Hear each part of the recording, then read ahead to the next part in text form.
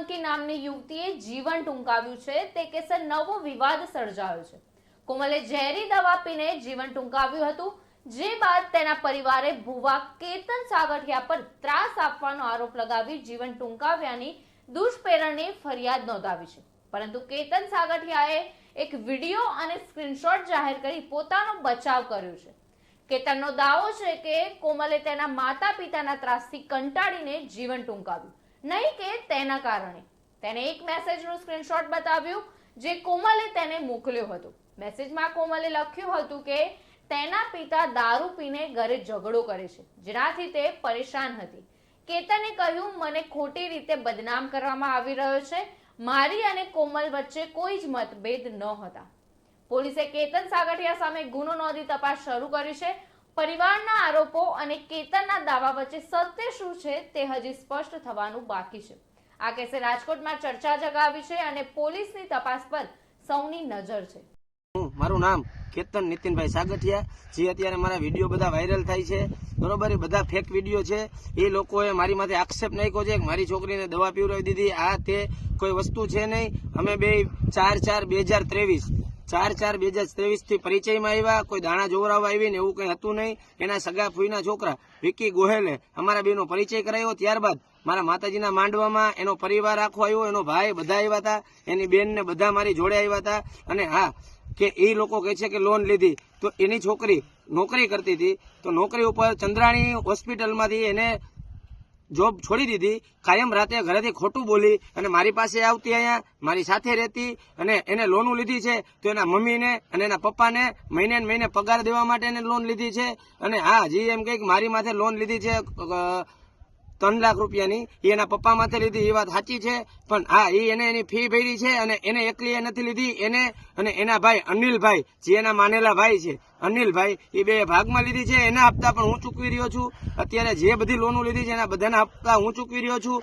ગયા જ ગત મહિનાની તારીખે, ગયા મહિનામાં 1,20,000 રૂપિયાના દાગીના છોડાવી, અને તમારે 1,20,000ના દાગીના વિઠ્ઠલભાઈ રાદડિયા બેંક, આપણે ચૌધરી હાઈસ્કૂલ રહી ત્યાં છે, ત્યાં તમે સીસીટીવી ફૂટેજ ચેક કરી શકો છો। ત્યાં કોમલ ધીરજલાલ સોલંકી નામના 1,18,000 કે 20,000 મેં ભરીને દાગીના છોડાવી દીધા। એના મમ્મી અવારનવાર ટોર્ચર કરે છે કે હજી દાગીના પડ્યા એ બધા છોડાવી દે। અને હા, કોઈ એમ કંઈક દાણા જોવા બાબતથી, તો એ બાબતે અમારે કાંઈ છે નહીં। અને એ લોકોએ જે સુસાઇડ નોટ વાયરલ કરી છે, તો એ સુસાઇડ નોટ પોતે ટાઈપિંગ કરેલી છે। એ તો બધા ભણેલા ગણેલા છો તમે લોકો, બધાને ખ્યાલ જ હોય।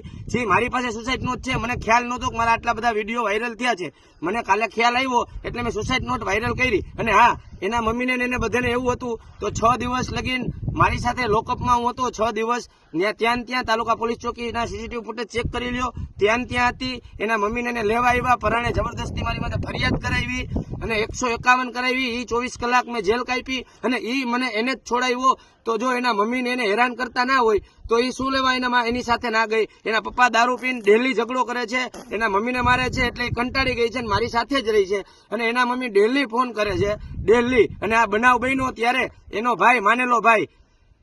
એનો માનેલો ભાઈ યોગેશ ગોહેલ, જે ભગવતી પરામાં જ હાલ એની બાજુમાં જ રહી છે, અને એની બેનનો દિયર થાય છે, એ પોતે ધાણી ખજૂર ને બધું દેવા આવ્યો હતો, ઠંડુ પી, અને હું અને યોગેશ અમે બે બહાર નીકળી ગયા। અને ત્યારબાદ કલાક પછી એનો મને મેસેજ આવેલો અને ત્યારબાદ ફોન આવેલો કે કેતન મને ઘરેથી લઈ જાવ। અને હું ઘરે ગયો ત્યાં એને આ પગલું ભરી લીધું હતું। એના ભાઈ એનો ભાઈ યોગેશ ગોહેલ રહ્યો, એને પૂછવાની છૂટ છે, એનું રેકોર્ડિંગ છે મારી જોડે। અને મેં કાંઈ આ બનાવ નથી બન્યો, અને સુસાઇડ નોટ એના મમ્મીએ જે છે એ પોતે ટાઈપિંગ કરેલી છે। તો જેમ મારી પાસે છે એ રીતે ટાઈપિંગ હોવું જોઈએ ને। તમે ટાઈપિંગ આપણા મોબાઈલમાં કરીને તો ગ્રીન કલરનું થાય, આવેલું હોય તો વ્હાઇટ થાય, તો બધાને ખબર પડે છે। પોતે ટાઈપિંગ કરી અને મારી આ ઇજ્જત જે હતી મને બદનામ કરવાની કોશિશ છે। અને હા, મારા પરિવારને કે કાંઈ હું પણ કાંઈ અવરું પગલું ભરું, કારણ કે મારી ઇજ્જત વહી ગઈ છે। હવે મારે ક્યાંય મોઢું દેખાડવા જેવું રહ્યું નથી। હું કાંઈ પણ અવરું પગલું ભરું તો મારી મોતના જવાબદાર ધીરજલાલ સોલંકી, ભાવનાબેન સોલંકી, એની બેન દીવુ સોલંકીનો સગો ભાઈ, અને દીવુ સોલંકીનો ઘરવાળો જેને ગગુ અને ગોહેલ પરિવારનો છે। આ 5 જણાની રહેશે। મને કોઈ પણ વસ્તુ થઈ, કાંઈ માનહાનિ થઈ, તો એ બધીની જવાબદાર આ 5 રહેશે। હું લાઈવ ડીડી પુરાવા સાથે તમને બધાને વિનંતી કરું છું કે હું નિર્દોષ હતો, એની માના ત્રાસથી દવા પીધી છે. અમે નીકળ્યા ત્યારબાદ એની માનો ફોન આવેલો, એની માનો ફોન આવ્યો ત્યારે હું હાજર નતો, એનો ભાઈ ભેગો હતો, હું એનો ભાઈ જે હતો એની સાથે હતો. એની માનો કોલ આવ્યો, 5 મિનિટ 39 સેકન્ડ વાત કરેલી છે.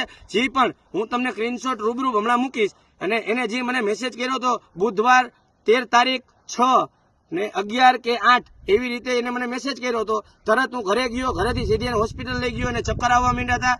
2-3 વાર બાઇકમાંથી પડી ગઈ. ત્યારબાદ હું એને રિક્ષામાં મારા ફેમિલી સાથે એને હોસ્પિટલ લઈ ગયો. અને એની છોકરીની જો એવી બધી પડી હોય તો એ લોકો માથે કેમ ના રહ્યા? 3-4 દિવસ 13 તારીખથી 18 તારીખ લગી મારું ફેમિલી હું માથે હતો, તો અત્યારે લગી એને દીકરી કેમ યાદ ના આવી? આ લોકો બધા મને બદનામ કરવાનું છે. અને હા, આની પહેલા પણ આ લોકોનું આવું જ છે ષડયંત્ર. આ બધા લોકો રહ્યા. આની પહેલા પણ એની બેન સળગીને મરી ગઈ છે. ત્યારબાદ એના ભાઈએ આત્મહત્યા કરી છે. જે નિર્દોષ છોકરી, લજાઈની નિર્દોષ સારેસાની છોકરી છે, જે અહીંયા હાજર પણ નથી. 1 વર્ષથી એના માના ઘરે હતી અને આની જોડે મેરેજ કરીને આ લોકો સોલંકી પરિવારના લોકો ફસાવે છે. ત્યારબાદ આ છોકરાએ આત્મહત્યા કરી તો પણ ઓલી છોકરીને નિર્દોષને હલવાડી દીધી હતી. એમ મારી માથે પણ જેવું એ દીકરી માથે થયું હતું એવું થઈ રહ્યું છે. અને હા, અમારે બીજા કઈ રિલેશન કોઈ વસ્તુનું કઈ કજિયો થયો નથી. તમે 50 જણા પુરાવા જોતા હોય અને મારા ફેમિલીમાં બધા આગળ રહી છે એવા વિડીયો મારા માંડવાના, મારા ફેમિલી સાથે અમે મેરેજમાં બધે મારી સાથે જ રહી છે. અમારા બેને કાંઈ કોઈ દિવસ કોઈ માથાકૂટ થઈ નથી. અને હા, એ એમ કહે છે કે મારી છોકરી એની પાસે ગઈ પછી ધૂણવા માંડી. એ વાત સનાતન ખોટી છે. એની છોકરીએ કેટલી વાર એના ઘરે ડાકવાળા બધા આવેલા છે અને એ પોતે આ બધેમાં માનતા. અને એ ભાવનાબેન જે એમ કહે છે કે મારી છોકરી માટે કરી નાખ્યું છે, એ પોતે પણ આ વસ્તુમાં એના ઘરે કેટલાય ભુવાને લેવા છે એવી રીતે કરી નખાતું હોય તો ગામની કેટલી દીકરીઓ એની માથે ના થઈ જાય? આનામાં શું હોય? એવું કરતા આવડતું હોય તો અત્યારે. અને હા, એ એમ કે છે કે રૂપિયા ખેરું, તો રૂપિયા હું ખેરી શકતો હોય તો મારી પાસે મર્સિડીઝ ને એવી કાર હોય. આ બધું ઉપજાવેલી સ્ટોરી છે. અને હા, મને બદનામ કરવાની ખાસ આ લોકોની છે. હા, એના મમ્મી, એના બેન બધાને ખાસ ખ્યાલ. એના મમ્મી મને કોલ કરીને ઘરે બોલાવતા, એની માસી, એની બેન, બધા લોકોને ખ્યાલ જ છે કે અમે બે બોલતા. અને મારી ઘરવાળી જી છે એ અત્યારે અમે 2 મેરેજ કર્યા, મારે તો ડિવોર્સ થઈ ગયા છે. હું કોઈ ભેગો રહેતો નથી ને મારે હા ડિવોર્સ તો સૌના થાય. 1 મેરેજ થાય, 2 મેરેજ થાય, ના મેળે આવે તો ડિવોર્સ પણ થઈ શકે છે. એટલે એવી બધી આ જે છે કે 2 ઘરવાળી છે, 3 ઘરવાળી છે, તો એ બધું માન્ય છે. કેટલા લોકોને 2 વાર 3 વાર મેરેજ થાય છે, નથી થતા એવું નથી. અને એવું બધું હતું તો એના મમ્મી, એની બેન એ બધા મારી જોડે કેમ ફરવા મોકલતા? અને એના મમ્મી, એના પપ્પા, એના કાકી જે નીચે એના મોટીમાં, એની બેન જે આ વિડીયોમાં બહુ બોલે છે, અમે બધા મારી પોતાની ઓટો રિક્ષા લઈ અને ફરવા ગયેલા. એને પગે લાગવું હતું હણમતિયા પાલણપીર, તો મારી પોતાની રિક્ષા લઈને મને કોલ કરીને બોલાવેલો કે આવો. હું મારી પોતાની ઓટો રિક્ષા લઈ અને એની સાથે ફરવા પણ ગયેલો. અને આ વસ્તુની